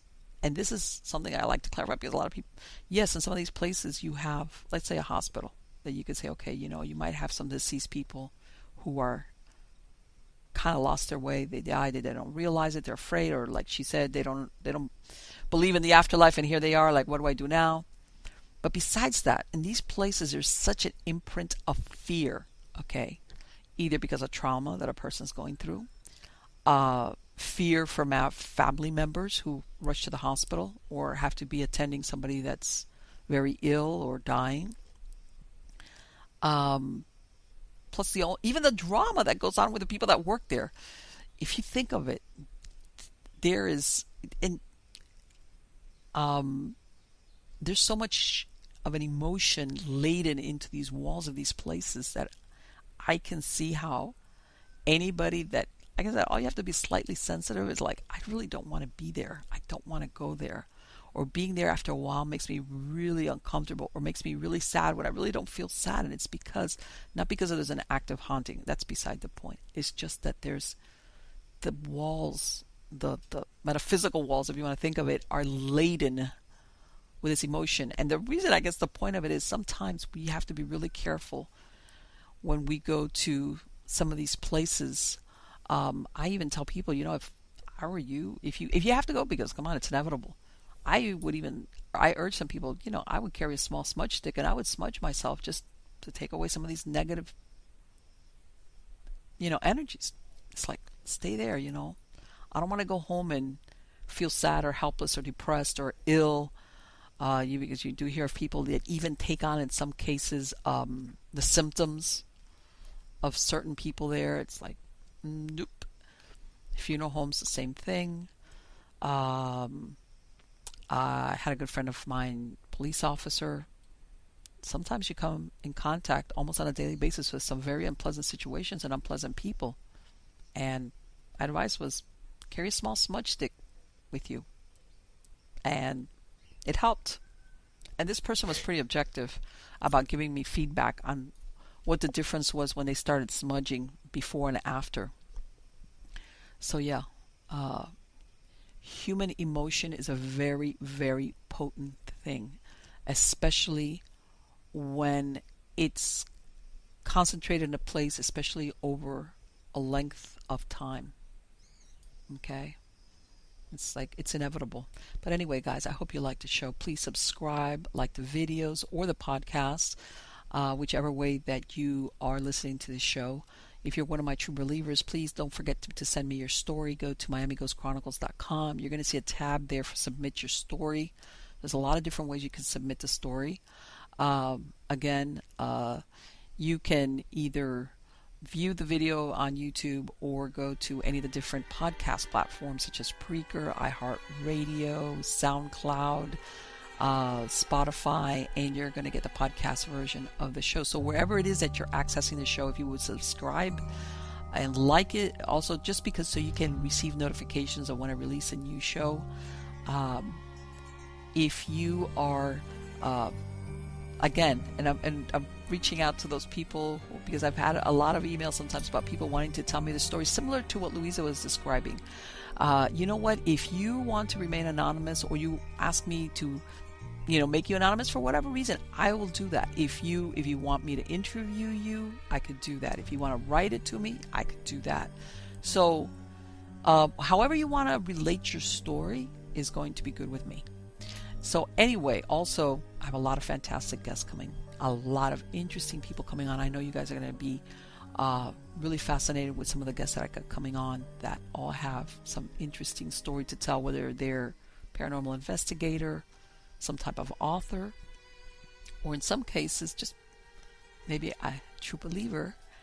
And like I said before, I am working on one of two things. I'm probably going to be bringing up a phone line to go live so I can have people call in live, or in some cases I might be probably towards the end of this year, which 2018 we're talking, probably going live on an internet radio station. I've got those things in the works, guys, so hang in there with me. Like I said, I've got a lot of interesting people, and ultimately, of course, I want to bring in my listeners so they can share their stories, so everybody can hear it. So again, guys, thank you so very much for being part of my audience and for sharing this time with me. Take care.